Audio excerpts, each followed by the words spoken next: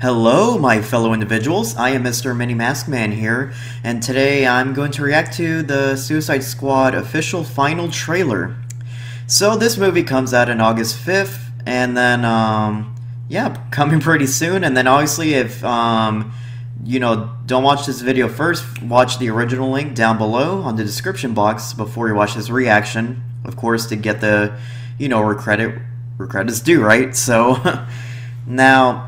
And then I think, as if you notice, this back here is my game room in progress. It's actually finally got my computer done here, so now I'm going to be, for the most part, reviewing and reacting here now. In this room, I just need one more thing, which is a couch. But overall, yeah, this is my new place. Not new place, some new room, new recording room for this stuff. But anyways, back to this. So, I'm actually... DC Films...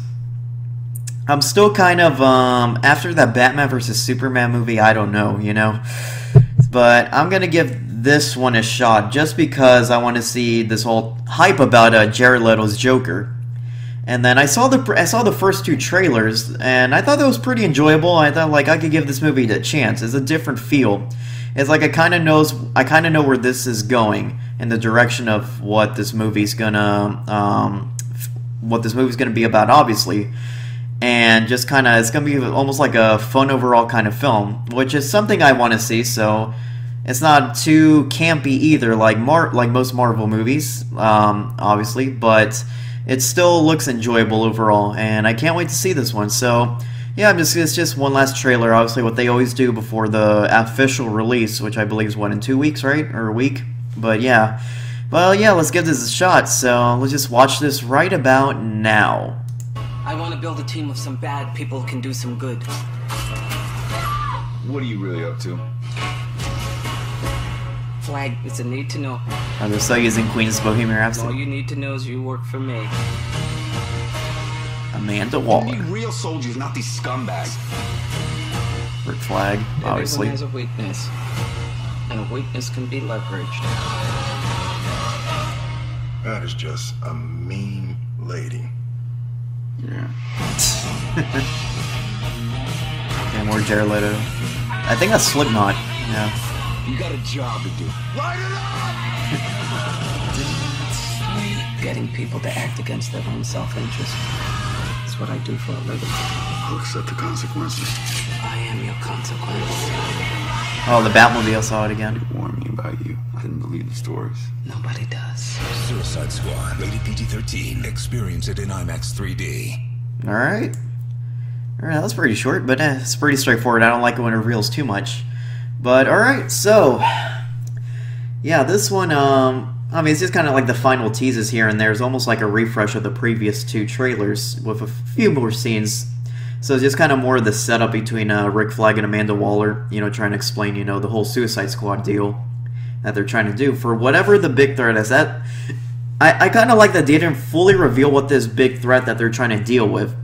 I mean, some people speculate the Joker, but maybe there's something else, maybe involving Enchantress. I don't know. Even though she's part of the Suicide Squad, but there's probably something else involved. But yeah, I mean, this movie, like I said, it's something I'm not too, ooh, I can't wait to see it, overhype where I am, where, I'll be honest, I'm a little more biased towards Marvel when it comes to their movies, even though Marvel movies are not, the MCU, to be in fact, are not always, picture perfect. Because, as much as I love Civil War, I really like that movie, but there's always a few flaws here and there that I have to point out, so I'm not going to turn a blind eye and just say, oh, that was the perfect movie, no mistakes, compared to Batman vs. Superman. I try to find the pros and the cons, or the positives and negatives of each movie I see, whether it's something I'm biased towards or not. Like with Batman vs. Superman, there's just so many, at least, I'm sorry, in my opinion, just so many cons in that film. There's probably one or two good things about it, which is probably just, for me, Wonder Woman and Batman's fight against those thugs in the building to save Superman's mom.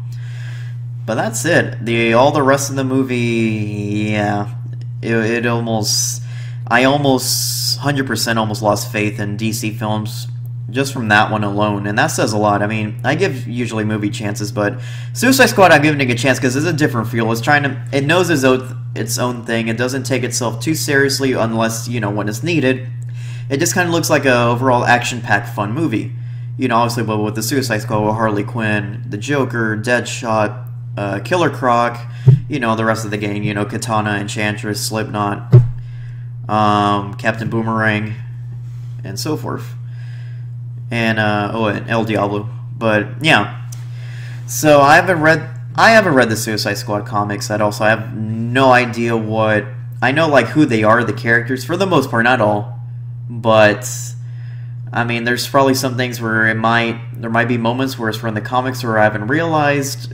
You know, it's like some Easter eggs or something they like to throw there I might miss, but I might enjoy this film overall. I'm not too hyped, but it's something like, okay, I'll probably see this. Mainly, like I said, I want to see. My main attraction just for this film, to be honest, is more for Jared Leto's performance of the Joker.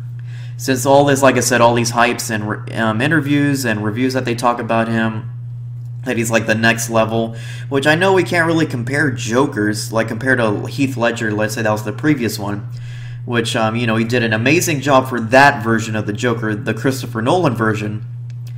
And, I mean, splendid, like easily one of my top favorite Jokers, if not still, him and, it's, like I said, I'm trying not to compare Jokers because they're each different. Like, you got Cesar Romero's Joker from the Adam West one, which it completely made sense with the Adam West series. It's very, you know, comic booky, very cheesy, which made sense. So Cesar Romero did a good job for that version of the Joker. You have Jack Nicholson's Joker when it comes to Tim Burton's version, which perfectly made sense, and Jack Nicholson nailed it for that kind of universe of the Joker.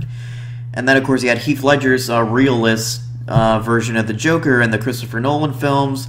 And then, of course, you got what I call the Joker, the voice of the Joker, Mark Hamill himself, which nothing can top that one.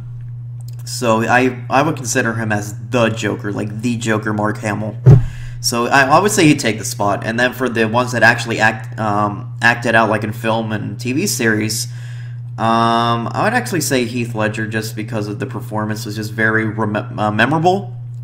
But then, like I said, I'm trying not to, as much as I can't compare, but I feel more towards that one just because of that version of the Joker was just really outstanding. So I want to see how Jared Leto does this Joker.